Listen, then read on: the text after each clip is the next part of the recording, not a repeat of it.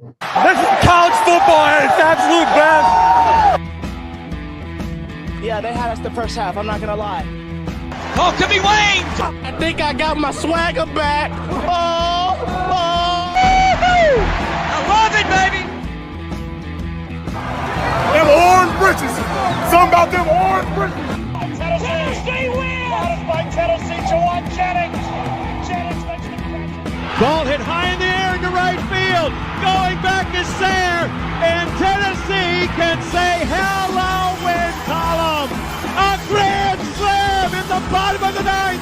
You can't draw it up any better. We just won a basketball game, and we're very happy right now. McGrath for the win. He got it. If you don't like college football and you watch this one, I'm not sure what your problem is.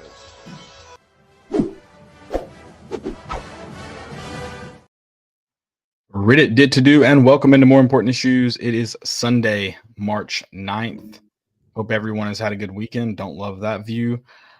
This isn't an NFL show, Landon, but I just opened Twitter right before we came on. I'd see last minute what's happening, and I do want to give a special shout out to good friends of the pod, Ben McKee, Xander Seacrest. They got their boy, DK Metcalf, going to be a Steeler. Damn it. You can at least be happy for our friends. I'm not. I mean, we can't get any. You act like you are. It's if the Panthers are definitely going to sign. I mean, we're probably getting Cooper Kupp. Is he 40 yet? That's when we'll sign him. Oh, you got a few years left then before you get Cooper. God. If 40 is your minimum, you're going to have to wait. Being dramatic, but Adam Thielen, you get it. Good Lord. Just say congrats, because you knew the Panthers weren't going to sign him. So I don't know why you're so worked up right now. Yeah. I read something earlier that said like the Panthers are in the running for DK Metcalf, and I was like, yeah. I was like, you know what? Like that would be really good for us because we won't have to take a wide receiver like early in the draft. We can focus on defense. That's perfect. And then you just hit me with it. I wasn't prepared for that. So I thought maybe you were going to be like, yeah, that happened 12 hours ago because I haven't really opened Twitter much today. Okay. No, I haven't seen that. So as I was saying that, I went to check. It happened. I think the first tweet I saw about it was 15 minutes or so ago. Okay. But as I began saying that, I was like, oh, this could be super late to the party. No, you're good. Yeah. I mean, you beat me. So yeah. That was better than I thought it was going to be. That was, on. I still am waiting for you to say just congrats, guys. It doesn't have to be enthusiastic, just congrats, guys. Why does DK want to go play with Russell Wilson? Again. Are the reports true? How much longer is he going to be in Pittsburgh? I don't know. He's going to look good in black and yellow. He would look good in that baby blue. Yeah. All right. Might have been a mistake. But congrats. The black. Yeah. I mean, he's wearing black, but what could have been. Still not going to say it. No. Congrats, guys. I hope he plays okay for y'all. How about that? It's not. That's my backhanded congrats to them. DK is not going to beat the Panthers for anything meaningful, if that makes you feel any better. Oh, no. You didn't lose him to an NFC South team. He didn't go to New Orleans. That's true. Neither of those teams will be playing in the Super Bowl. Probably while DK Metcalf is there. I assume that means you think the Steelers are going to be there? Because it is not going to be the Panthers. Any season is better than last season, so. Or the season before that. The Carolina Panthers are almost as far as you can get from the Super Bowl. But we got our quarterback, okay? That's a huge step.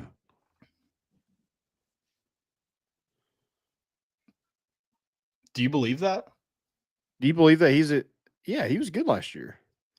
Right, but everything happening just within the organization seems to point like maybe it wasn't the right decision to just go all in. Oh no, that's our guy. Okay. I didn't know the Panthers. We're in a better position than some teams in the NFL because of that. Now, Tepper and all them, yeah, they suck. So this is a great Tennessee podcast. I love that we started off with 5 minutes. Very Tennessee related. Hero of the College World Series, Sander Seacrest, cares deeply about this issue. Yeah, he does. I hope he's pumped up. I hope he gets a jersey. He probably needs to learn his lesson about buying jerseys after. What jersey did he buy? Didn't he buy Justin Fields one? He might have.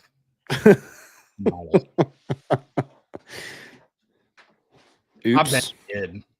I bet he owns a I'm Roethlisberger jersey too. He probably does. All right. Well, I hope everyone did have a good weekend, though. Landon, obviously. Now I've ruined it, which is fine.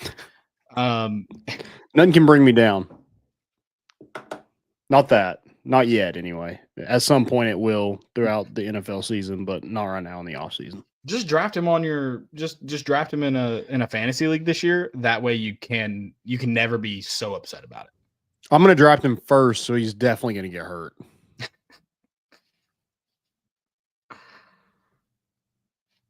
So you just want you're trying to manifest anger towards DK Metcalf.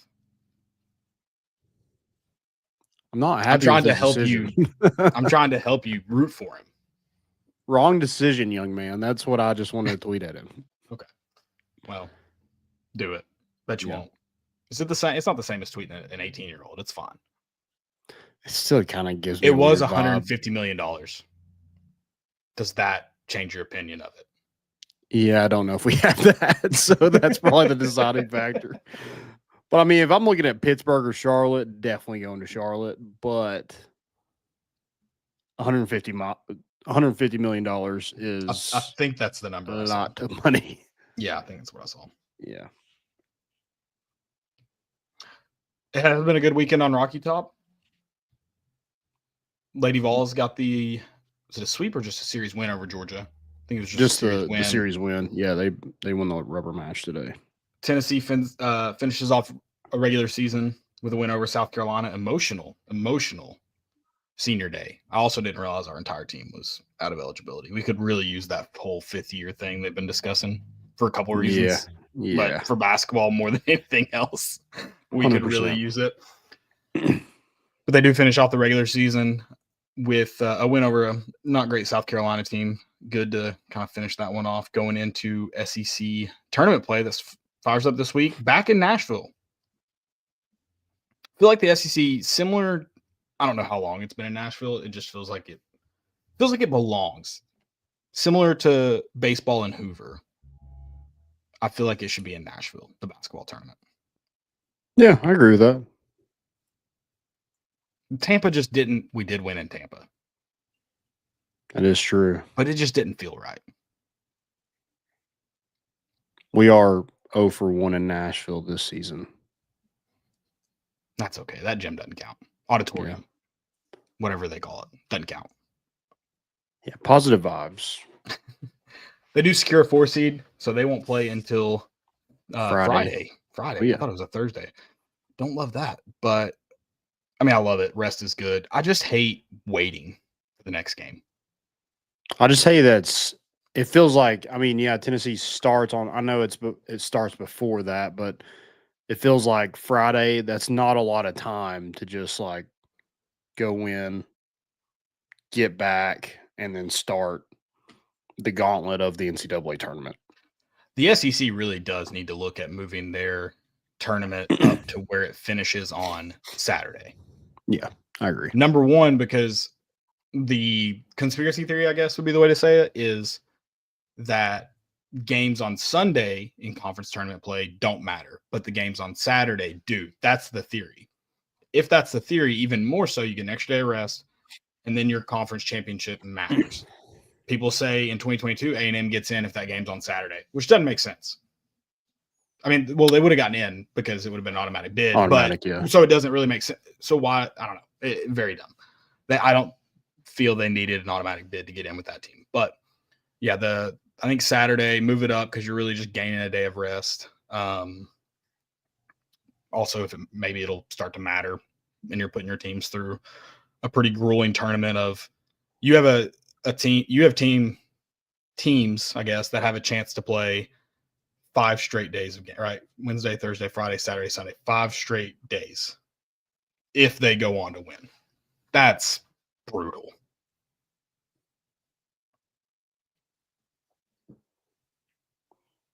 Yeah. I would like to see that theory kind of put to test, because I think if Tennessee wants a shot at a 1 seed, I think they need to go take care of business in Nashville. But I feel like you have to have a slip up. So is that Alabama, Florida losing in the first round?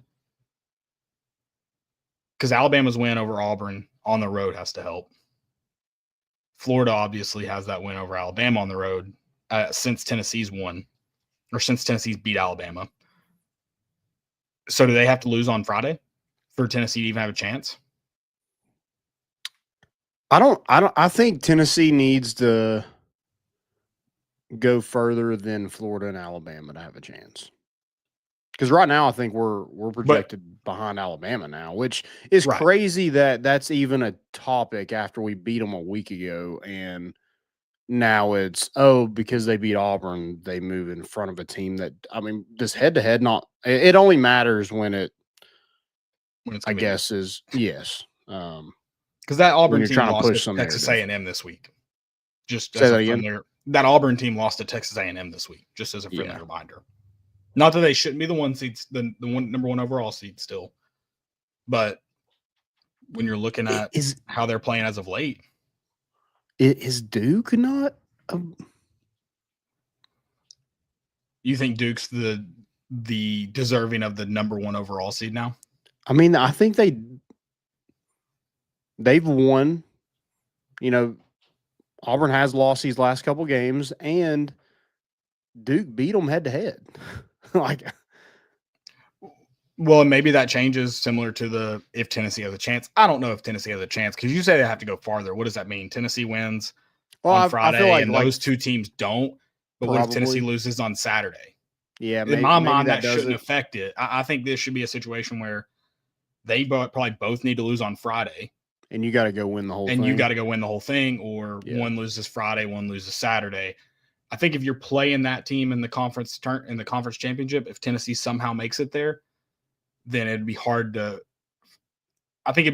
bump, especially if it was a close game. It'd be hard in my mind to bump them. But again, it goes into that head-to-head. If it's as close as it looks on paper, then why wouldn't you give it to let's say Florida, let's just throw out a scenario. Let's say Florida gets bumped out on Friday. Alabama and Tennessee play in the championship. Tennessee wins. Why would Tennessee not get a 1 seed over Alabama and Florida? But then you get into, well, does the body of work during the season not matter? Florida had the 1 seed, quote unquote, going into the tournament. I mean, I think there's a lot of things at play there. I don't know how it should exactly factor in, but that's Tennessee with 2 wins over Alabama. They should definitely be in over Alabama. Then you have the Florida debate. Yeah. And I mean, then you kind of get into that debate on, like you want a 1 seed over a 2 seed, sure. But then you get in that debate of then you have to play in San Francisco rather than Indianapolis, or what was the other one? There's Atlanta, right? Is that where Newark? It's at? Newark is, I think that's one. Like if you make it to the Sweet 16, I think you're in Indianapolis, or if you're a 2 seed, you're in one of those. Mm-hmm. Rather than if you're in the East, you could play in Lexington to start. You have Denver. Yeah, Denver. Is this right? Is this year? It is. You have Denver, Providence, Rhode Island.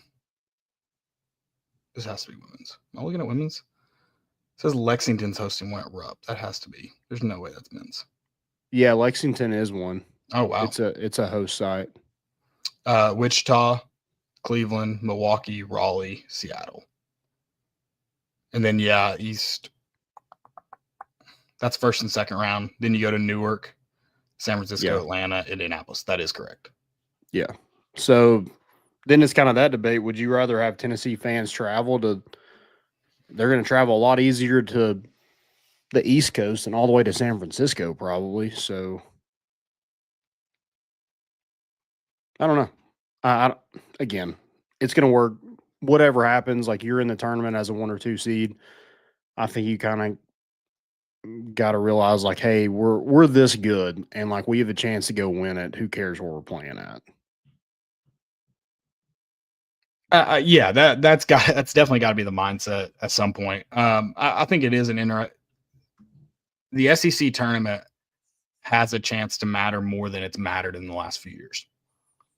And I think that's just because the conference as a whole is so good and all these teams are probably 1 seed worthy in any other year.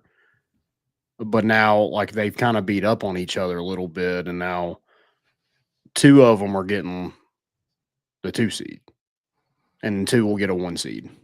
Right. And Auburn's already got the 1 seed. So it's Tennessee, Florida, and Alabama are kind of fighting each other to see who gets that last 1 seed. Right. And then then you have not just that, you have bubble teams, Oklahoma. Who ended up winning Saturday? Oklahoma or Texas? I don't know. I did see where some guy was like sweating through his red shorts and the Texas student section was yelling swamp ass at him. Classic. Yeah, I thought that was electric. Yeah, classic. Yeah. But you have some bubble teams too where they've got to make some noise. And again, there's just no consistency, so I don't know what all they have to win. And I haven't seen what's come of the automatic bids. I think all those conference title games started on Saturday, I think, and they'll go through Monday. But you have like Oklahoma, Georgia on the bubble line, Texas. Don't know where Arkansas stands because they did end up beating Mississippi State, correct? Mm-hmm. Don't know where they stand. So yeah, Texas did lose to Oklahoma. Okay. So I don't know. There's going to be a lot of this tournament has to matter. We'll find out obviously when they start picking teams, but it has to matter. And there's a lot of teams that it matters to. What's the magic number you have to win in Nashville this week? Good question that only the committee can answer, but they won't answer it directly. So we don't know. But a lot of teams have a lot to play for. So this should be a very, very fun week of basketball. It may not matter for the Tennessee. It needs to matter for Tennessee if you're talking about potentially for getting a 1 seed, because it may not matter for the other 3 teams because they look like they might be the 1 seeds already. Yeah, like you have a chance to go play spoiler for those other teams. If you don't really care, maybe you just care about Alabama or Florida not getting that 1 seed. I would like a 1 seed.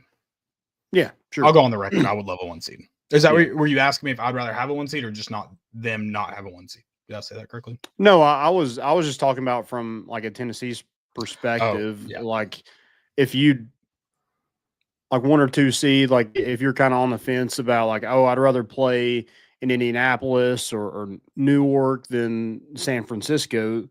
Hey, just let's make sure that Florida and Alabama don't get a 1 seed. Yeah, I'd rather have a 1 seed. I care more about having a 1 seed than those 2 not, and I care more about having a 1 seed than where they play. Yeah, I agree with that. Because like I'm probably not going to Indianapolis or definitely not going to Newark. I bet I bet there's an easy but you can fly American up there from. I bet there's a direct. You think? It might be on Allegiant now. There might be a flight. There might be a direct. Okay. I know you can get direct from Knoxville to New York City. What airport that flies into, I don't know if you end up in Newark or if you end up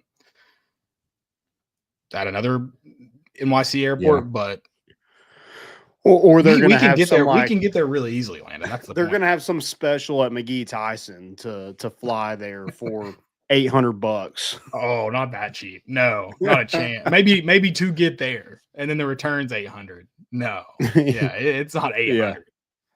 Not a chance. Mm-hmm. Yeah, I forget what that was. That the Oklahoma? LSU was something like $1,200 direct flight. Really? Maybe not that much. I might be exaggerating. I don't know. Yeah, it wasn't. It just cheap. felt like a ton. Yeah, I know. I was like, I mean, you can literally fly like any airline and get there somehow a lot cheaper than this exclusive Tennessee deal. Yeah. Great deal. Great deal. Great deal. I'm sure they got some suckers, but they weren't getting us.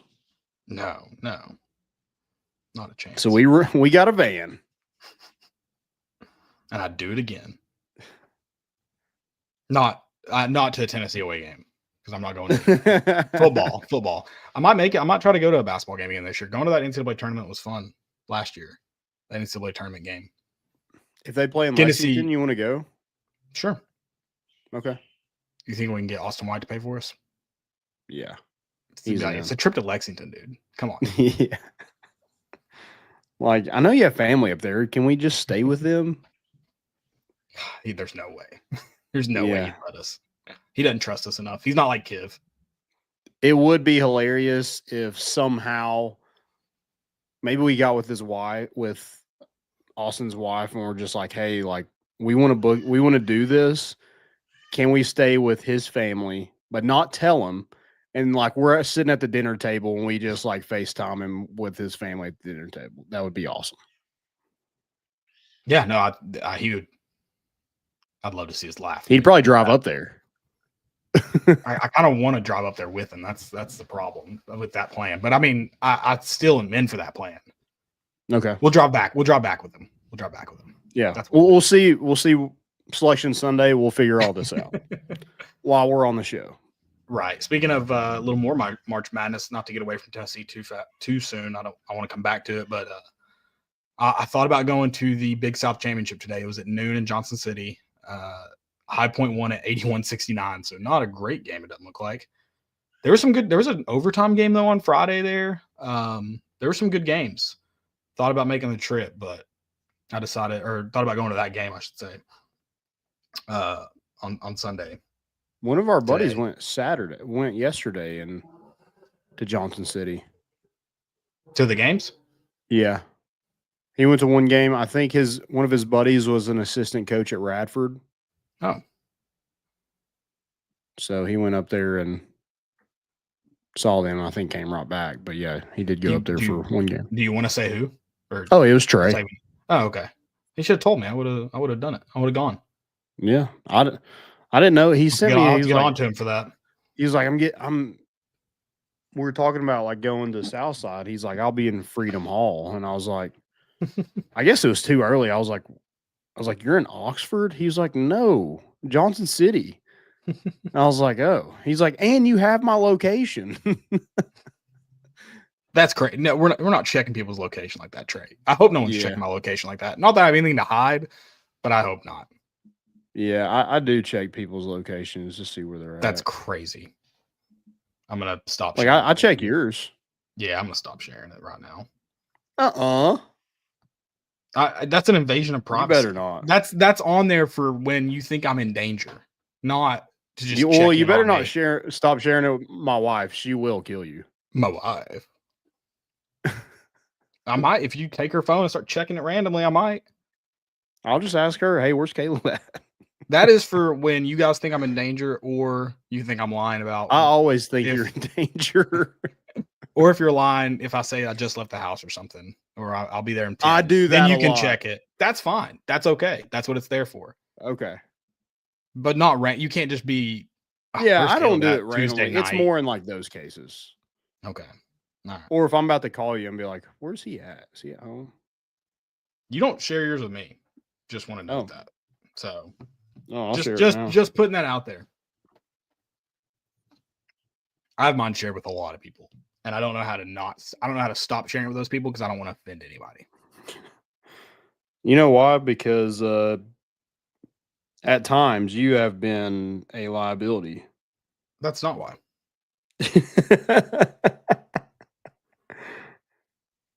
That's very much why.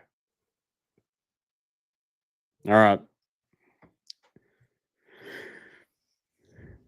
Shared mine indefinitely. All right, let's talk about this basketball game. Yeah. 25 minutes in. Now we're just finally getting into it. But we were going to talk about the tournament and stuff, so I guess we went ahead and got to that. Guys, before we do that, go check out hoviedrygoods.com. Use promo code MORE for 15% off that first purchase. They made these hats, the one that I got on. We wear the smoky ones all the time, or the coonhound hats, I guess. But yeah, they just have awesome hats. They have more coming soon, so go check them out. Use promo code MORE for 15% off that first purchase at hoviedrygoods.com. Go do it.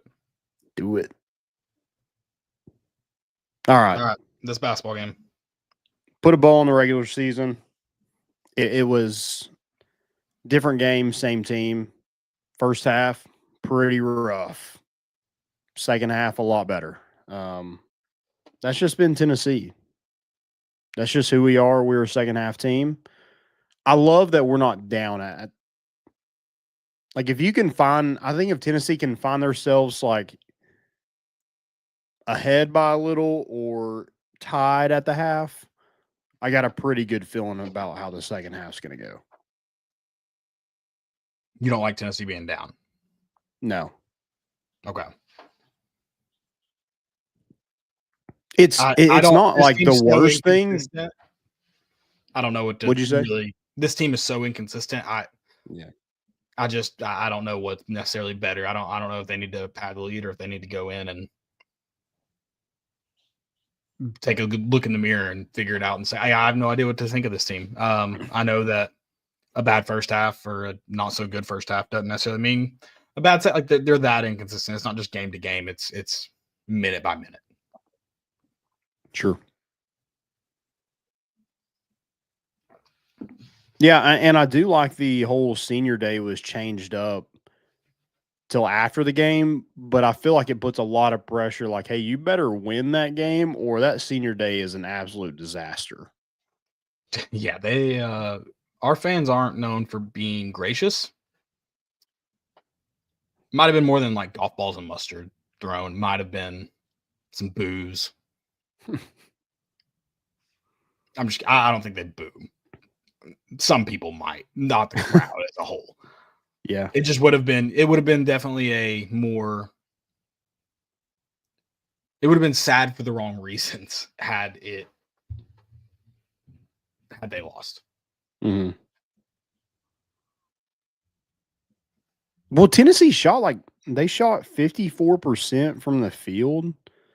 It looks like it should have been a blowout. Like, if you just look at the box score, should have been a blowout. We scored 42 points in the paint compared to their 24.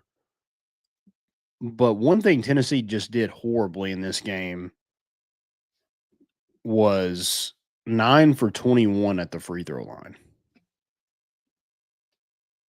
Oh, yeah. No, that's I like that Chris said that as you were saying it, which yeah. Hey, great minds, Chris.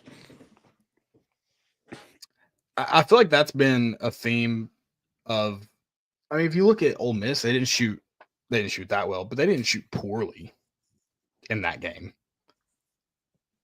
Yet can't find a win. And then you look at this game where they shoot so bad from the 3-point or from the 3-point line. Don't shoot well from the free throw line and come out with a fairly comfortable win when it was all said and done. Yeah. Yeah, once kind of Chaz went on that run with like 15 minutes, it felt like the game was in hand after that. But yeah, just kind of couldn't like just blow like they should have blown out South Carolina. They make, I mean, let's say 6 more free throws. This is a 16-point game instead of a 10-point game. I think that looks a lot different. Maybe in the grand scheme of things, it wasn't, but I think it looks a lot different from just a 10-point game being tied at halftime. Right. And I don't know what the Zakai thing. I don't know what to say about that. Like, we have a question on here. Like, are you concerned about Zakai only shooting twice yesterday? And I kind of am. Yeah, he has to. Yeah, Like, I mean, he has to shoot the ball better. He has to shoot the ball, and then he has to be shooting the ball well. Yeah. Like, those two things have to be true for Tennessee to make a run. And he was 1 for 4 at the free throw line. Like, that just isn't. It's not good enough. Right. And I'm sure yesterday, like that. I mean, Tennessee's like 2 top seniors yesterday combined for 6 points. So maybe there was a little bit to that of it being senior day, ton of emotions, you know, all the families there. Like, there's probably a lot going on. But when, like, you turn the page to the next day and it's, you know, you're starting this kind of, I know the SEC tournament is what it is, but when you're looking at the season, it's kind of win or go home once you get in the NCAA tournament. Yeah. That is alarming. And that's what scares me so much about this team is how inconsistent they are. But also, I don't know. This team could also really, really shock me and go on quite the run. That's how inconsistent they are. Like, you see Right. how good they can be, but you also, like, I mean, they kind of play down to their competition at times. So, I mean, at this point, like, if Tennessee finds their way in these Sweet 16 or Elite 8, I almost feel better about it rather than around a 32. Like, say we're a 2 and a 7 seed, like that kind of makes me a little uncomfortable because Tennessee could very well lose that round of 32. Now, the first round, you're going against a 15 seed. I don't think Tennessee loses that game. Sure, is it possible? But I think with Tennessee's defense, I don't think, unless the team's just absolutely unconscious. But yeah, I just don't. Take. Huh? That's what it would take. Yeah, I just don't see that. But around a 32, I feel like that's kind of real. Like, they are a team that could lose to in the round of 32. But they could also beat anybody in the country. It's a weird feeling going into this March because you just don't know what you're going to get. Yeah, I do know comparing it to last year where Tennessee loses in the first round of the SEC tournament and then goes on that run. The one thing this team just doesn't have, and we're still hoping because that's all we can do at this point is hope.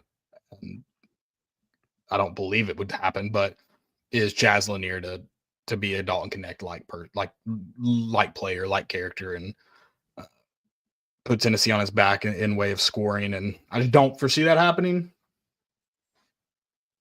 So don't get your hopes up there. But this team has the makings of a team that can beat anybody, like you said, anybody, anywhere. But they also could lose to a lot of people. And I don't know what to make of this. I don't. I could see Tennessee winning in the first round, but could lose in the second round. That's what Chris said. I don't think this team makes it past the Sweet 16. Hopefully they make it to the Sweet 16. I don't foresee this team going on a long run, is my personal opinion. I will be rooting for them, obviously, to make a run, but I don't see them getting past the Sweet 16. Yeah, I feel like that's fair. And maybe it's more of they can win a Sweet 16 game. With the lack of depth, too, playing. So I guess it'd be if they make it to the round of 32, they got a chance to make it to the Elite 8. But then when you play those games on, whether it be the Thursday, Friday, Saturday, Sunday matchup, the turnaround times, I think, really, really hurt this team. And I don't see a long run in Nashville for that reason. Well, and like I was kind of on that. Like, I think depth is probably going to be an issue once you really get into like you're playing every couple days. Right.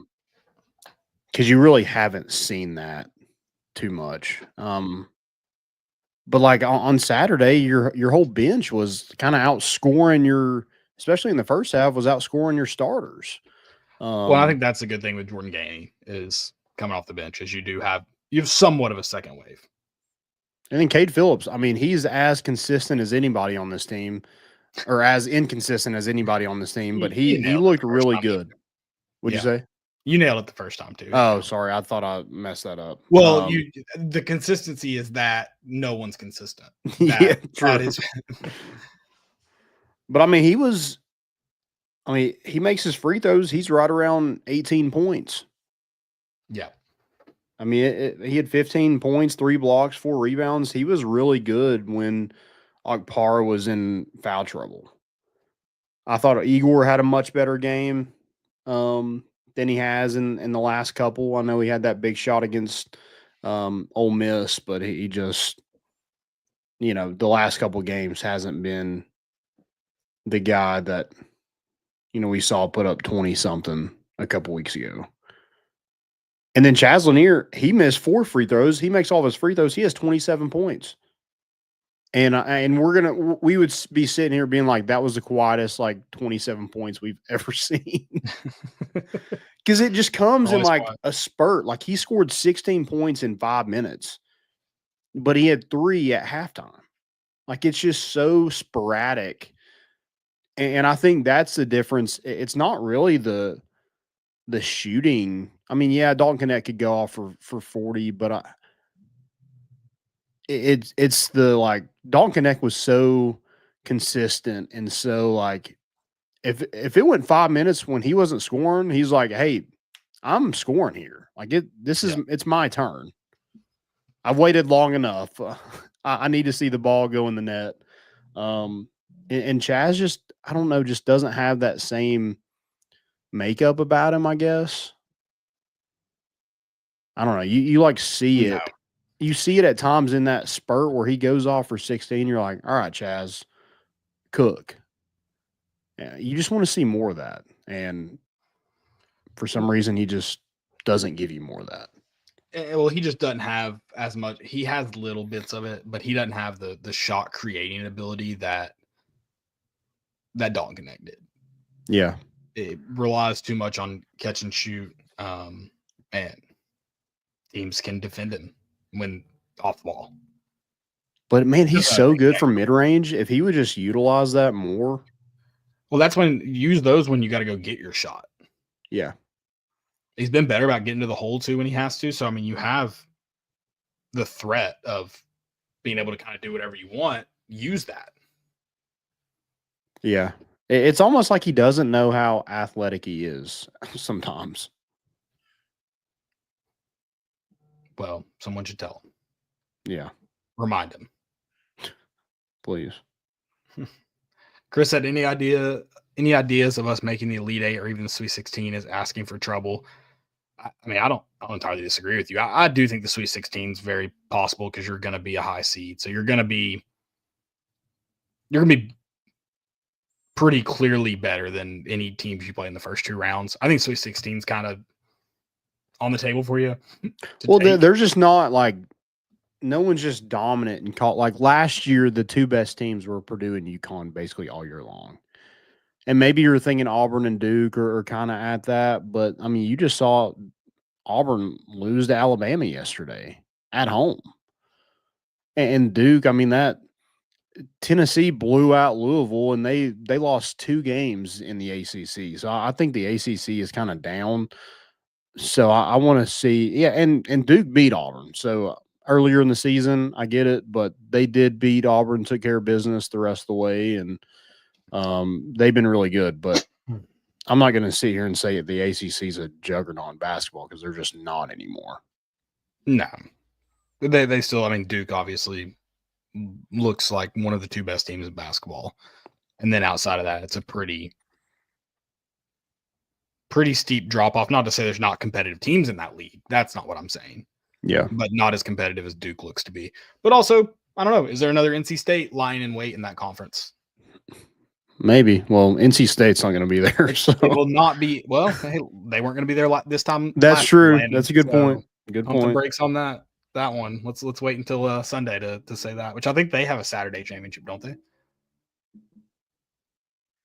Yes, I think so. The SEC doesn't. The true basketball conference does. Interesting. Isn't that crazy? I saw that yesterday where Louisville went like how many conference games did we play? 18-2. Yeah. I was like the same Louisville team that played us and we just blew them out. Yeah. At home. I mean, I think that's pretty crazy that you had Duke, Louisville, and Clemson all have 2 losses or less in that conference. The next best is at 7 losses, and there's a few teams there. Which, I mean, that's not to say anything against the ACC when I say that, because you see that similarly, if I can say that word correctly. I mean, the SEC has 0 teams with 2 losses or less. Yeah. And they have 3 of them. Well, shout out Louisville. I went on their basketball website. They have you can already get on a list to get your season tickets for 2025, 2026. So they're capitalizing on that success. So good on them. Yeah, sure. Got to get in the Yum Center, baby. Yep. Well, there's some, we've complained about price increases and other changes and other price increases and more price increases, and G10 being torn down during football season, and plenty of other complaints about our athletic department in recent memory. I saw something. I didn't really get into the weeds of it. There's a thread going around about Arkansas basketball pricing out season ticket holders, and I'm thinking, you do know you just signed Calipari to a lifetime deal. Those aren't cheap exactly. Yeah. And I know it's not working out the way you wanted it to, but yeah, that's kind of how those things go. So I'm looking at, sorry to kind of change the subject a little bit, but I was looking at Louisville's schedule. They have lost to 4 SEC teams this year. Louisville has? Yeah. Who have they played? Tennessee, Oklahoma, Ole Miss, and Kentucky. Golly, they lost. So that's a tough SEC. You couldn't throw in, I mean, South Carolina in there somewhere, or LSU. Like you chose some 4 good ones to go play. They lost to Kentucky by 8. They got blown out by Ole Miss by like 23. Lost to Oklahoma by 5, and Tennessee beat them by 22. So you didn't really hold your own. No, you didn't. And only one of those was on the road. I assume at least 1 or 2 of them were neutral site. I don't know. It just says like versus, so it might have been Oklahoma and Ole Miss were. Yeah, it was a battle for Atlantis. It was that one. Yeah. Jay Clark said we're the only Power 4 conference that doesn't play a championship on Saturday, which I think okay, that's very stupid. Let me start off there. Move it up, play the championship on Saturday. But it shouldn't impact the NCAA and their committee. They wait till after to announce it. Plus, losing in a conference championship game, unless it's a blowout, shouldn't affect seeding either. Like, you should be where you are going into Sunday. In Texas A&M in 2022 should have been in prior to playing Tennessee, and then they played Tennessee in a good game. But they should have been in anyways. They shouldn't have had to win to get in. So I don't think it's necessary for the betterment of your teams and getting in necessarily. I think that shouldn't impact it, but also just move it up to Saturday. This gets into the whole football on Monday night debate. Basketball on Monday night.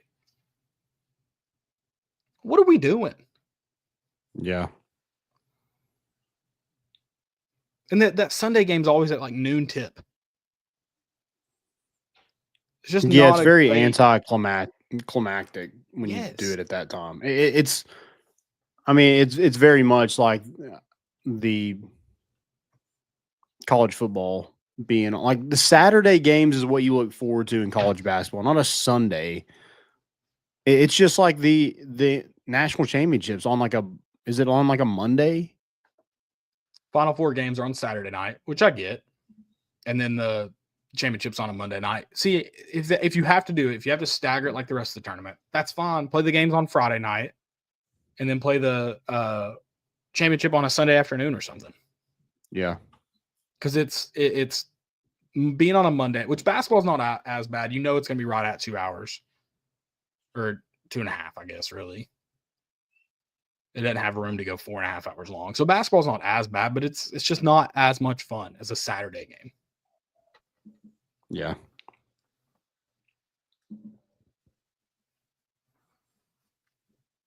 There we go. We somehow got in a rant about scheduling. About times. Yeah. I knew it was going to happen. I mean, with Tennessee, like some of their, I know Jordan Gainey's always going to get his minutes, but do you think going forward, like you see more of Cade Phillips because of how he played against South Carolina, or is that just probably not?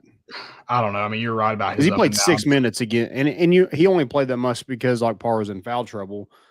But it's kind of one of those things where baseball is kind of dealing with it. Hey, if you make the most of your opportunity, like you're going to get rewarded for it. Right. I mean, he's been so inconsistent. It's hard to know for sure. Yeah. You need him. You need him to. So I think he gets some minutes in the SEC tournament, whether that be just one game or if it's more than that. I think they're going to try him, see what he can give you, and you really need him. So I hope we see more of him. I mean, here's the thing: like it's going to be hard for him to play. It's kind of like the Awaka thing, where I mean, he can give you 25 minutes. He's probably going to foul out in 25 minutes. Which I'm okay with. I would like to be on the record as saying I'm okay with that. Like if you give us 25 solid minutes, 15 points, I think we'll be A-okay with you fouling out. Give me 5 good fouls. Not hard fouls necessarily. They can be hard, but I don't just want them to be hard fouls. No 3-point shots and no and ones. No, 0 and ones. And if it is an and one, that's when you let the bodies hit the floor. Yeah. It better be on bodies hit the floor. Top 10 if they're able to hit that and one. Right. Make them earn it. That's the point. Make them earn it. Another guy I thought played well when he was out there is Dubar. I mean, I don't think he knows where the hell he's supposed to be all the time, but he goes in there and is 2 for 2, 4 points, has an assist. I think he looks good when he's in. Again, maybe he doesn't fit that mold of like, hey, we need you to know where you're supposed to be at all times. He does not. But fit that mold. I kind of like how he plays. Yeah, I agree. Kind of balls to the wall. He's kind of unpredictable, and I feel like Tennessee may need some of that a little bit at times when that offense is just stagnant and struggling. Hey, let's just get somebody in there that plays a little street ball at times. Sure. Yeah, I agree. I think he gives you good enough. I think he's another guy that gets a lot of run this week if you're there for hopefully. I mean, that's who it benefits the most if you're there for a long time is Dubar and Cade Phillips, because you need them to get a lot of run going into what you hope to be a longer run in March. Yeah, like you need kind of everybody in Nashville to kind of. I mean, you don't want to play Zakai and like Para and all those guys 35 minutes. Like you need to get some other guys in there to, especially like next year. I mean, Cade's still going to be on the roster. Like this is a great opportunity for him to get some minutes in those kind of atmospheres. Yeah, oh, absolutely. I know you're probably not thinking about that, but like really if you're not going to either go win the whole thing or the SEC tournament's a huge waste of time. It's basically what it is. Yeah. Yeah. We've talked about this with with baseball, you want to win it because you want to win. And it's a tough tournament to win, so you want to win it. But also, if you lose, you kind of just wouldn't you rather get out of there early and just be done with it? You don't want to get to Sunday and lose. That's the point. Well, and it's probably even more so because football's getting that same way now with the playoffs. It's like that Georgia-Texas game. Yeah, it ended up being a good game, but it was kind of all for nothing. Oh, yeah, absolutely.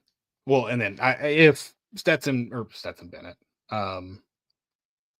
Gunnar Stockton, if he doesn't get hurt in that game, Carson Beck doesn't get hurt in that game, then yeah, I mean they could have won another national championship. Probably not because of Ohio State, the way they were playing, but if there was a team that was going to beat that Ohio State team, it was probably one of the more talented ones in the field,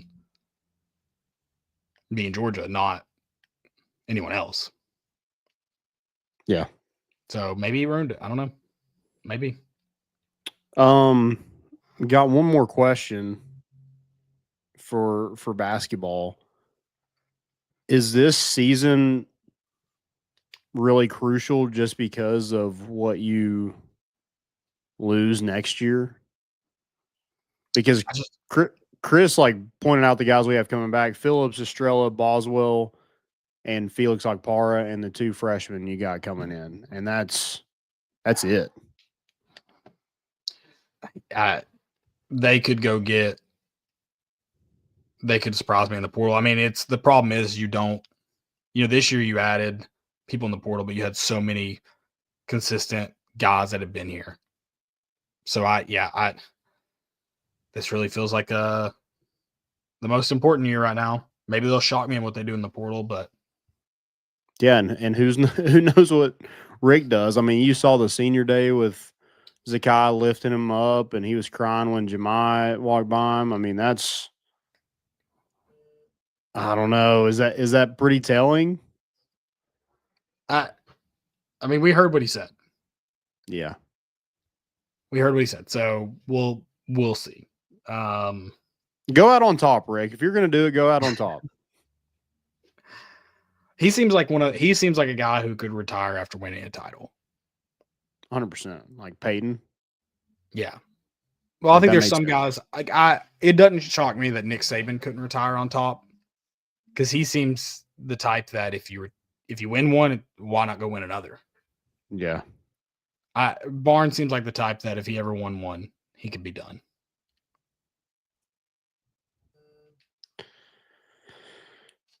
Yeah. I mean, he already eats in Knoxville for free. I mean, what does he get when he wins it? Does he drink it? I mean, he doesn't drink, I don't think. So, I mean, what does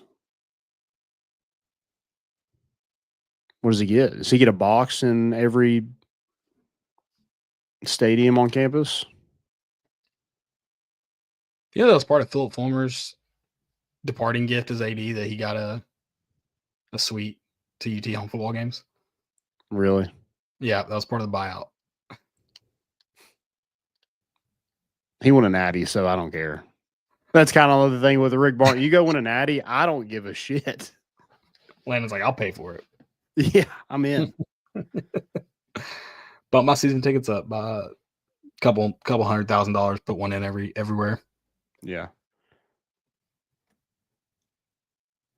I do want to say this, because I feel like we kind of just don't know what to expect from Tennessee, and that's true. But I'm also really excited for March Madness. Like, this is a really fun time in sports. I'm pumped. This is the best. It's going to take a lot out of me, but I can't wait. Well, this is the best stretch of college football. Is my all-time favorite. Late August to really, I guess now runs through mid-January, but really that late August through early December runs the best. And the regular season was awesome this year. This run of just random teams you didn't know existed, or you didn't know they had a good basketball team that will play some really good games leading up to the beginning of April, is a ton of fun. Plus, the teams in college basketball that you know are good playing. This is a very, very exciting time of the year. It's probably my favorite just month for sure of college sports. It probably is for everybody's, I'd imagine.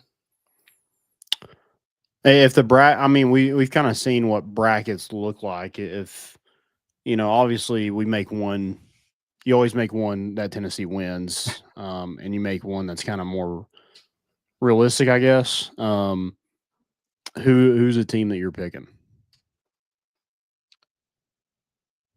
It's hard for me to pick Duke or Auburn, although they look like the only two that can do it right now. We talked about it with UConn last year, though. I remember UConn looking like just dominant enough, but maybe not enough to win it all kind of deal last year. Mm-hmm. Duke feels like closer to that than Auburn when you're looking at the best team. Especially after this week. But I don't know who's going to be the quiet team that steps up. I was earlier in the year good enough this year. Okay. But they're really I don't think they're good enough to win it all, but I think they'll be around for like a while. I think a sleeper team like early in the year, I was like, that Florida team's pretty good.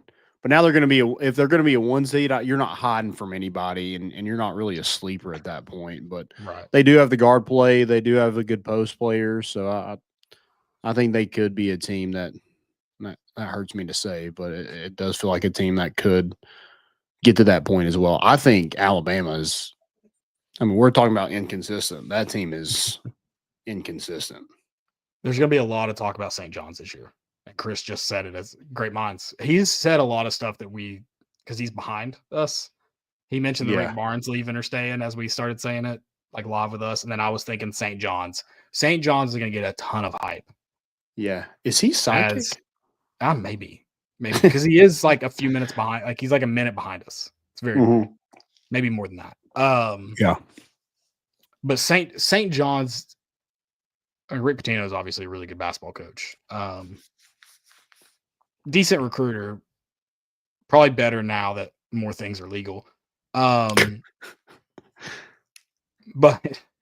they're going to be an interesting one because can they make the run required? It's so hard to gauge with those. And I know is the Big East back? Is this official? Maybe.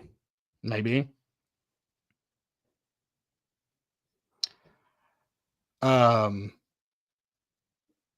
trying to think of some other teams that a lot of people are high on Wisconsin. How do you feel about Wisconsin? Meh. It's so weird because like I'll be honest, like I've watched college basketball and I've bet on it a little bit. But like the SEC has been so good that it's hard for me to go watch other games when there's really good games in conference to watch. Right. And they matter more to Tennessee. Yeah. No, absolutely. I'm with you. So I will be completely honest. I have not watched a single bit of St. John's play a basketball game this year. I've not watched them except for a few minutes.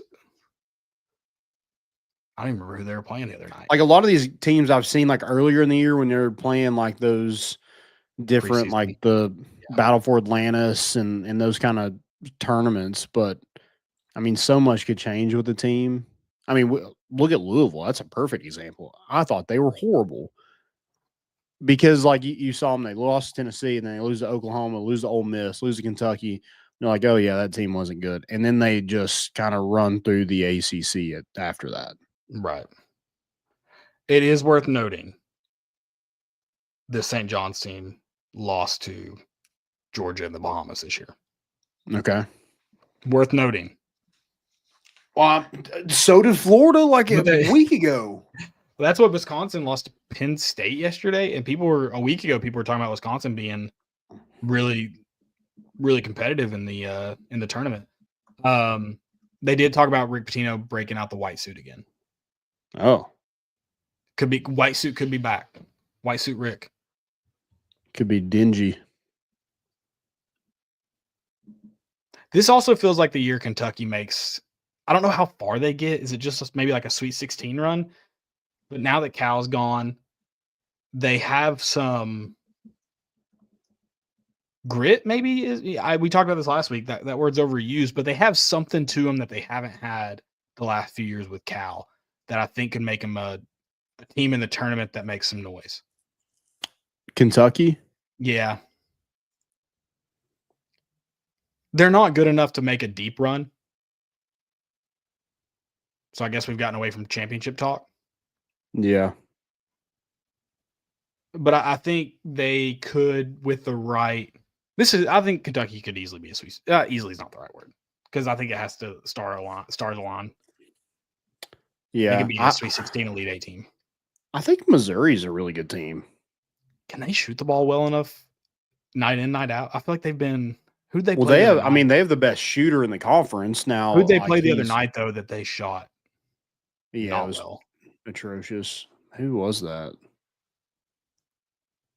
I was thinking they just got thumped by Oklahoma, but they scored 84 points. So I don't think they scored like 105 on Alabama like that. Listen to their last 3 games that were losses. That needs to be noted, but they were losses. They scored 93, 84, and 83. That probably is a team that may be real dangerous if the other team can't keep up, which is a very common. That's a very common theme in March Madness is one team just shoots well enough and the other team can't keep up. You mentioned Penn State. I looked at Freddie DeLeon's stats. Averages 19.4 points per game. I'm going to be honest. I didn't realize he transferred to Penn State. Yeah.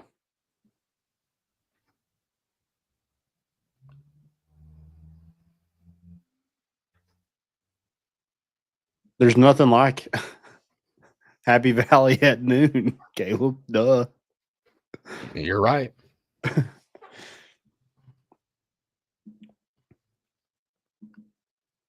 Yeah, March Madness is going to be fun. I'm looking forward to it. Hopefully Tennessee makes it a little bit more fun as they win a few games. I need to start seeing people pick the auto bid team that's going to make the most noise. I need to know who to look out for before Jack Golke puts up 32 on Kentucky. Okay. Those are teams I don't ever watch until March. Oh, yeah. You don't even know who they are. Right. So I need someone to really fire it up for me.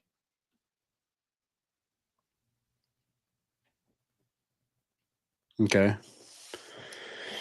I don't know. I don't know who even these. I know Lipscomb won. Are they in? They're in. Is that going to be our sleeper? We pick them against their matchup? No way. I don't know anything about Lipscomb. I have no idea. Let's see. So who's in? Let's see who's in the who's punched a ticket so far. I don't know if there were any on Friday. So let's just look at Saturday's games. Let's scroll through here real quick. Or Sunday's games, I guess. But see if there's any finals. Some of these don't say what they are. So they must not be. I don't think there are any championships on Saturday. My bad. Let's go to Sunday. I know some are tomorrow. I think Drake is. I think they won their tournament. I think they're in.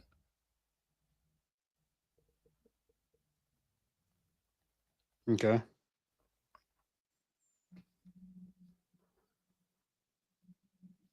A lot of these are still Summit League. Is that not tipped off yet? It's 9 p.m. St. Thomas, Minnesota, and Omaha landed. Get ready. Somebody punching their ticket. Omaha. High Point is in from the Big South. They went 29-5 this year, Landon. Is that the team? I think I looked at their schedule and they hadn't really played anybody. That might not be the team. You mentioned Lipscomb. Drake beat Bradley. They're in.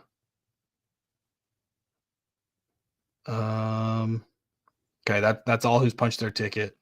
so far, I believe.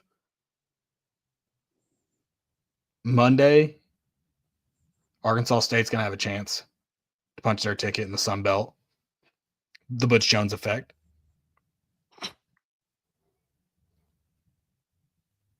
Wofford and Furman play in the SoCon final tomorrow. Okay. All right, so some more tickets will be punched tomorrow. I just you think said Omaha. You said Omaha punched their ticket. Is that the conference that I was reading something? Is that the one where am I crazy? Omaha just tipped off. They haven't played the final yet. Unless, Chris, there was something I was reading, but I wouldn't think they'd let them play in the conference tournament, that someone, I think, in the Summit League had moved up. And so Omaha's already automatically in. If it was St. Thomas, Minnesota, that moved up. So they're not. But I thought if you weren't eligible for postseason, you weren't allowed to play in the tournament either. In the conference tournament. I could be wrong about that. Yeah, there's something about punching your ticket in Omaha that just kind of goes together. It feels good. Know? Feels good to you? Mm-hmm. That makes sense. Been there, done that, won that. No big deal. It is worth noting Rick Barnes has been at least in attendance for a Tennessee national championship. Maybe he liked it so much. Okay. Wanted to win one of his own. Yeah. I did see Tony Vautel in his press conference today. He was wearing a Tennessee basketball shirt. So, yeah, good vibes. Good vibes. Good vibes all around. Yeah. Good vibes all around. Mm-hmm. Yeah, and it wasn't like Texas. They the BurntOrangeNation.com, they had an article with the 76-72 loss to Oklahoma. Texas has officially wasted Trey Johnson's regular season. I love that. I love that. That's what we need to not take it for granted how good Tennessee has been. Trey Johnson's going to be a lottery pick. And he went to Texas, and like this is their headline after their regular season. Isn't it crazy that Zakai and Jemai have been ranked their entire career at Tennessee? That is an insane stat. Yeah. There's a lot of other things that to be fair, so is Chaz Lanier and Igor Milicic and Jordan Gainey. That's true. They've been here for all four, so give them a fifth. Need it.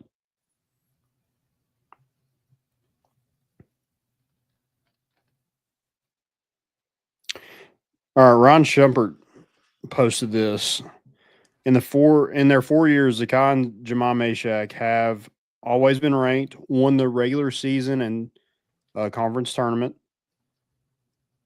accounted for 2 of UT's 2 trips to the Sweet 16, 2 of UT's 10 trips to the Sweet 16, accounted for 1 of UT's 2 Elite 8 appearances, accounted for 4 of UT's 9 25-win seasons, gone 60-5 at home. Yeah, that's insane. That's quite the 4-year run. Yeah. I mean, this is the best. How many 25-win seasons? Let me go. 4 of UT's 9 25. Okay, I was going to say, I thought I heard 1. I was like, there's no way it's just 1. I didn't realize it was 4, which is pretty nuts. Yeah. Regular season Rick, at it again. How dare him? All right, let's move on to a little bit of spring practice going on. Before we get into that, I want to take this opportunity to tell you guys about our good friends over at Grade A Grounds. You guys know Grade A Grounds. If you've had it, you love Grade A Grounds. Grade A Grounds is some of my favorite coffee. They are a fresh, locally roasted coffee brand. Grade A Grounds is more than just great coffee, though. They are all about giving back. Right now, you can support an incredible cause by purchasing one of their special edition coffee bags featuring artwork from talented students and benefiting amazing organizations. And if you're part of a school, team, church, or nonprofit looking for a delicious way to raise funds, they have got you covered. With their coffee fundraisers, your group keeps 40% of every sale, meaning more support for the things that matter most to you. Here's the best part. Just for being a loyal listener, they're giving you 10% off your order today. Go to gradeagrounds.com right now. Use promo code MORE, M-O-R-E, at checkout, and enjoy premium coffee while supporting a great mission. That's gradeagrounds.com. Head over to gradeagrounds.com right now to grab your bag today. And don't forget to use promo code MORE, M-O-R-E, for 10% off. Anytime, anywhere, they'll do it. Just like the Vols. They'll play anybody, anywhere, anytime, anywhere. You can get 10% off Grade A Grounds at gradeagrounds.com. Drink great coffee. Make a great impact. Grade A Grounds coffee. Coffee with a cause. Shout out to Grade A Grounds. Great friends. Great coffee. Love it. Gotta get ready for tomorrow. Gotta put some on the pot. That's a good reminder on Sunday nights to make my coffee for the morning.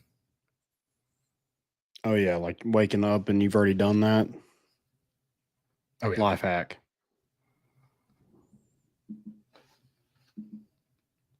All right, yeah, well, spring practice going on. Back on the practice field, new team. Ricky Gibson was also on that practice field. That's some news. I mean, this is such a new team. I don't think like you can really pinpoint on what this team's going to be, and we probably won't get there until we're 5 games into the season of what this team can and will be, or at least that first game against Syracuse. I do think it's crazy, the offensive line, to me, because you go into a year where you lose Dylan Sampson. You have a quarterback that it's kind of put up or shut up for him. I don't know if that's fair to say or not, but this is a money year for Nico. And you're replacing everybody on that offensive line except for the one new guy on that offensive line last year was Lance Hurd. And I mean, maybe it's for the best. I don't know. It just seems like a tough task for us to expect things to be better on offense when you're replacing so much up front. Yeah. This is going to, you talk about it being a money year for Nico, and not the most ideal. I mean, not the most ideal time to do it for him, but maybe for, I've got to kind of believe it to see it with Will Friend at this point. Yeah. They obviously brought, there's some guys there that can contribute. Whether they do or not is very much in the TBD category. Yeah, they brought in some transfers, but I mean, you're going to have one of those young guys at center, whether that be, is that Pendleton, who was at Notre Dame? Is he going to transfer in and be center? If that, then you're going to have a young guard. If you play him at guard, then you're going to have a young center, whether that be Max Anderson or William Satterwhite. You have David Sanders, who, give him the helmet and put him on the right side. He's going to be your starting right tackle. And then Wendell Moy will be another guard. Which is great for David Sanders that you know who your guy is, but it's also just nerve-wracking that that's a true freshman that will be taking that role in the SEC. Like that is a new exciting face, but it is a little scary. Yeah. Yeah, like that. I mean, speaking of money years, I mean, this is a money year for Lance Hurd. Yeah. Oh, absolutely. Like you had that 5-star all over you. You were, not going to be a starter until your junior year. You didn't want to wait because of Will Campbell at LSU, and you transfer. And last year it was horrible. Like it was just not, especially the first of the season. It was bad. And And the fact that Tennessee didn't really have a lot to replace him with probably says a lot about who else they had in there. Right. Because if somebody's grading out 40% as your left tackle, you got to find somebody else. Like that is an important position where you can't have so many errors at that position.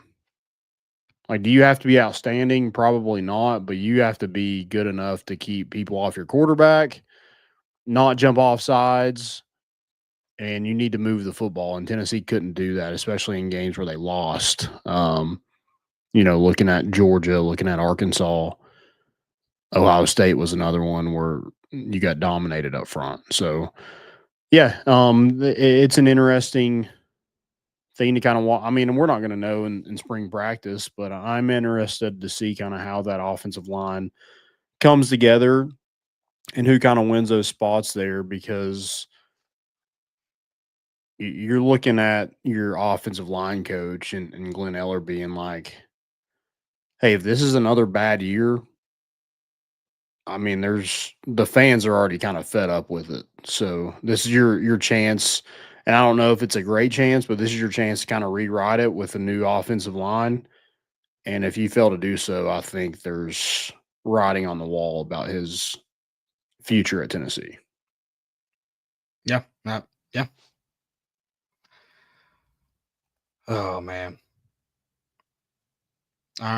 Anything else for like who else you want to mention in spring practice? Again, this is a time of year we don't get much information and where we want a ton. Yeah. There's so many unknowns. Yeah, you just kind of see who's in what uniform, and that's kind of all you really have to go off of. Oh, that guy looks huge in pads. Sure. Yeah. Yeah. I mean, you don't have the luxury of having like Cooper Mays and Spraggins on that offensive line. You do have Bryson Easton and Dominique Bailey on that defensive line who have been there. So I don't worry as much about the defensive line as I do that offensive line because of that reason. Oh yeah, absolutely. Yeah, I don't really have a lot else for football. But it's year round, so we talk about it as much as we can with the limited information we get, like you said. Yeah. Yep. All right. Let's how about the Bonnies this weekend, Landon? Yeah, Bonnies. I went today. Yeah. Yeah, you did. Yeah. That's right. Yeah, I went today. This team they're deep. They're really good. They're really good on the mound, really good hitting wise. But I mean, unlike Tennessee football and Tennessee basketball, Tennessee baseball has a problem, and that's too much depth. I feel like, and even getting not having a guy like Alberto Osuna, like he would have just added a little bit more to it. Like it would have been a bigger issue with him because another good bat. First baseman, like there's a lot of guys that on that roster that can play first base. So that was going to be just some more traffic jam to get on the field. But I mean, a lot of guys are making the most of their opportunities, and Tony's just kind of got to juggle that and keep giving them into bats and play the hot hand and get reward guys for getting it done. But now we're getting into conference play where that whole pitch everybody, and like when it gets to the 6th or 7th inning, you start throwing, guys in there to, get at bats and be in the field. But in a tighter game in the SEC, you're not going to do that. So going to be interesting to see how that kind of figures itself out. Yeah, absolutely. Also, I mean, you talked about on Thursday, talking about the rate of this team's not only home runs, but grand slams. You got, interestingly enough, a walk-off grand slam on Saturday. Yeah.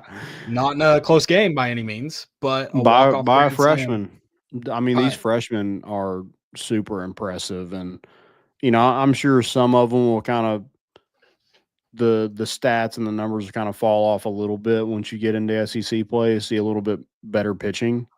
But man, what Levi Clark is doing, what Manny Marin has done this past weekend, and then he had a pretty good weekend in Houston as well. And Jay Abernathy continues to be just a pest. Whether that's beating out ground balls, whether that's drawing a walk and still in second, have the potential to steal third. I mean, he's making pitchers think and he's in that 9 hole, so it's hard to think about a base runner, and then you're throwing to a preseason All-American and Dean Curley. It's just a lot. So they're, like I said, they're super talented, super, super deep, and it's just hard to play 15 guys that have kind of earned the right to play, and that's just kind of the problem you have right now. Like Bargo, I thought he was dead man walking a couple weeks ago. This weekend, I mean, he showed out. So, and he got rewarded, and he played well on Saturday. So he started today and hit another home run. So I don't know what you do, but Tony Vitello makes a lot of money, so he gets to decide on that. Right. Why are we run ruling? And on Saturday, I get Sunday games. Get the Bonnies home early. Yeah. No reason to keep them out. Well, yesterday, apparently the coaches did not agree on it. Oh. But the officials walked off the field after Manny Marin hit the home run. So then they're just like, okay, I guess we're done. That's it. That's all she wrote, guys. Yeah. Interesting. I don't know. I think both of them kind of wanted to play. I know Tony Vitello wants to, because he wants to pitch everybody. He wants to hit everybody, because then you're getting these guys at bats and guys who have earned it in practice. So you're seeing what you have once you get to SEC play. And I get it, but I'm ready to get into the conference play where you're not having to pitch. You have one guy face one batter, and then you go a different pitcher. The pitching changes get old after a while, but I get why you have to do it. Oh yeah, no, absolutely, absolutely. I can't. But yeah, that was funny how Saturday kind of ended, and I don't think it was supposed to. Well, good news is SEC plays. I mean, you get a midweek game, obviously, but SEC plays here. It's arrived. Yeah. Yeah, we'll talk about that. We finally made it. But yeah, this is where you kind of separate yourself. And, there's teams like an A&M that have not separated themselves in non-conference play.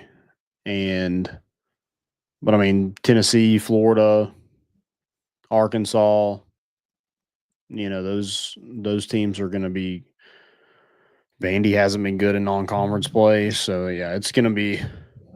I think Texas A&M is probably going to figure it out, but right now they lost today to New Mexico State. They just continue to drop game after game, and that's going to hurt them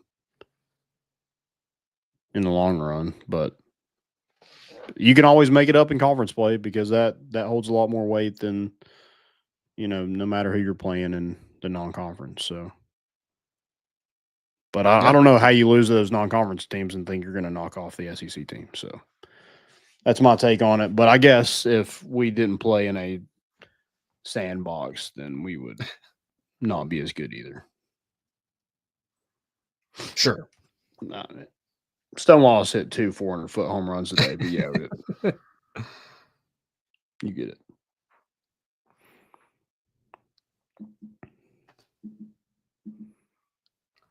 All right. Got any most important?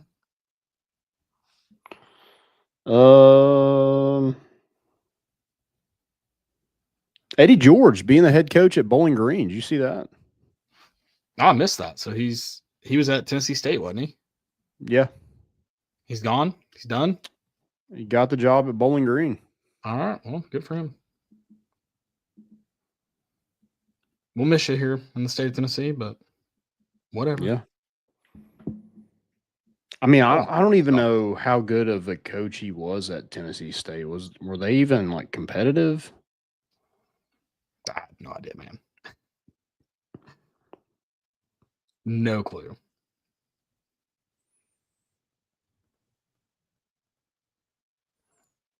Damn. I'm looking at their 2025 schedule, and I mean, they have Eddie George like posted all over it. Do they? Yeah. As you should, as one should, to be fair. They went 9-4. Tennessee State did? Yeah, last year. Mm. They lost to Montana in the playoffs.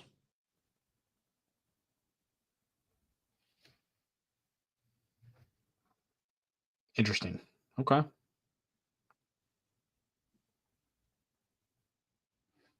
They were 6-5 in 2023. 4-7 in 2022. He just keeps going up. So, yeah, good for him.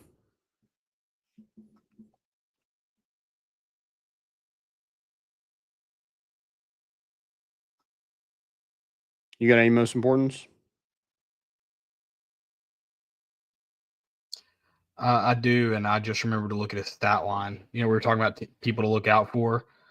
This is a guy that will be there in the NCAA tournament for High Point. I was hoping he was a 3-point shooter. He's not, unfortunately. But no, he's not. He played 20 minutes. He was 3 or 4 profile field, 1 of 2, 1 of 2 from 3.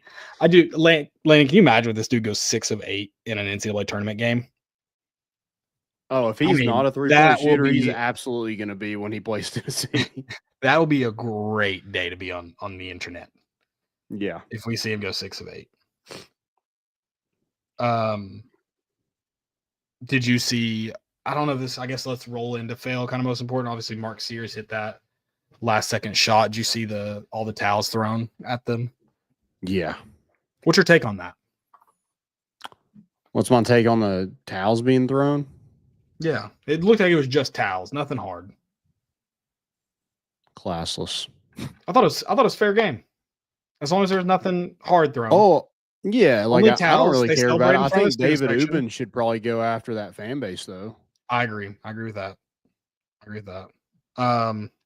What about, speaking of that and fails, did you see the Michigan State fight today? I did. Why is Michigan and Michigan State the softest rivalry in all sports? Yeah, it's bad. They each get butthurt about the dumbest things. I just don't understand. Like, that was kind of your moment. And the guy before you, like, kisses the floor and, like, walks over there. And, like, that was your moment to kind of, like, walk off the court for the last time. And I guess, like, as a fan, maybe you're like, oh, walking off the court, starting a fight with Michigan. That's probably how you want to do it. That is kind of sick. Good point. Yeah. End zone. Yeah. So, but also, like, you could have just kissed the court and went on. I don't know why you had to do that, but it's also, what a way to go out. And you're going to win at that point. So, and you're winning. Yeah. Yeah. That's a good point. It's not like it cost them. That would have been awesome if it was in like a 3-point game. And he did that. Yeah. That would have been sick. I would have respected it more.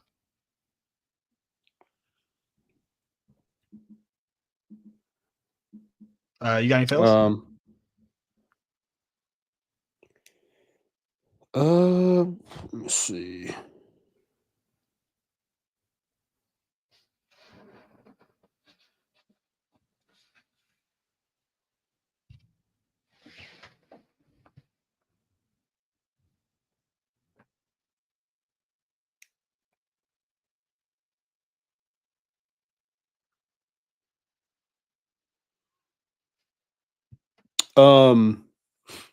I don't know where this like was, but I saw it. But this guy was like, his kid, maybe he's 7, 8 years old, is just ripping balls in the batting cage, and he tweets at Chipper Jones is like, "Help my guy out, bro," and Chipper Jones just replies with what?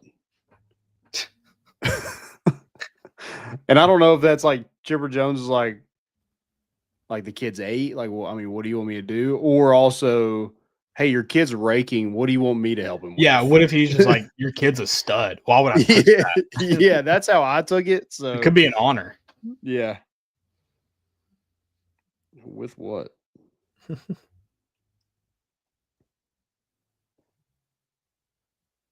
What do you think about the Lady Vols and their win over A&M and then just blowing it against Vanderbilt? Yeah, that sucked. Yeah.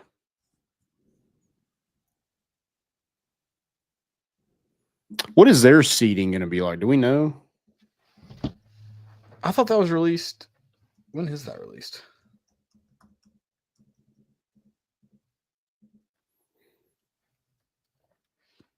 I'm also very confused about how the NCAA women's tournament is structured. So yeah, they don't. So I don't know why the SEC tournament is so early. Women's bracket or women's on the same day, Sunday is it not? is 12 days away. Yeah. So why are they? I don't understand. I don't get the structure.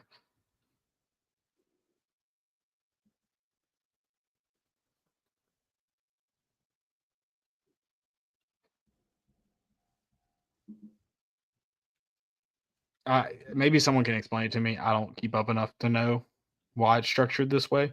I've always noticed that it's really dumb. I'm trying to even look at their.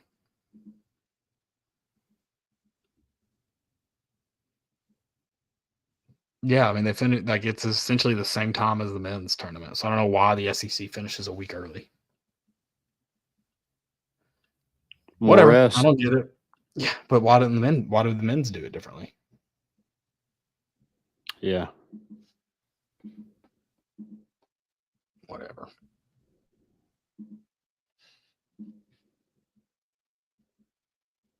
I guess it'll be like a 4 seed.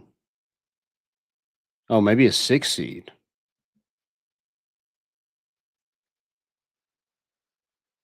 Oh, 5 or 6 seed. It looks like Tennessee. The women could be in. So it's a good spot to make a sneaky run, Landon. Good spot. Could be. All right, that's all I had. I don't know if you got anything else for us. Somebody did ask a question. What is Tennessee baseball's biggest strength so far, in your opinion?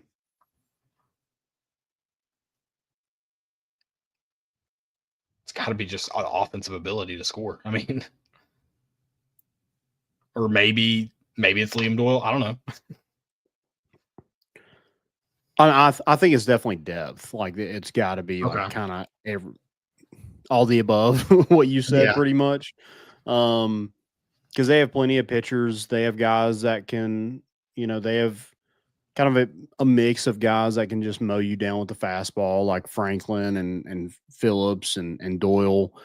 And then you also have, Nate Snead's another one of those guys. Then you also have like a Ryan Combs who can throw like a 72-mile-an-hour curveball that's just gross. So yeah, I think depth. You got a lot of capable pitchers in there, but you can also like realistically, you could probably throw, let's say, 7 pitchers in a weekend. Like you could go straight from Doyle to Franklin and finish a game. You can go straight from Phillips to Snead and finish a game. And then you could probably go, whoever your Sunday guy, Coons, and maybe go 2 other pitchers after that. So Arvidsson probably is thrown in there, Ryan Combs, Austin Hundley. So, yeah, Dylan Moy's another one. I thought he's pitched really well since he's got back. So, yeah, I think it's just depth overall probably. And then you got tons of bats in that lineup that are capable. I mean, Newstrom hasn't played in a while, and he comes and hits one off the batter's eye today. Stone Lawless hits 2 home runs in his lone start on the weekend. It's just insane what they're doing. Oh, absolutely. Absolutely. All right. Guys, thank y'all so much for listening. Also, go check out Roback. Rowback.com. Use promo code More Important Issues for 20% off your first purchase there. They got some game day apparel coming out. Even if you are not a fan of Tennessee, or maybe you're a Volcat in there, I think they have some Kentucky stuff. I'm not saying you should buy it, but you should, if you're going to, you should use our code. Yeah, just go do that today. They got great stuff over there. Again, More Important Issues will get you 20% off your first purchase with at rowback.com. Go check them out. Do it. Thank y'all again. See y'all back on Thursday. We got the bat flip tomorrow night, so stay tuned for that. We'll go in more depth about Tennessee baseball. And we're bringing the boat in, and we out.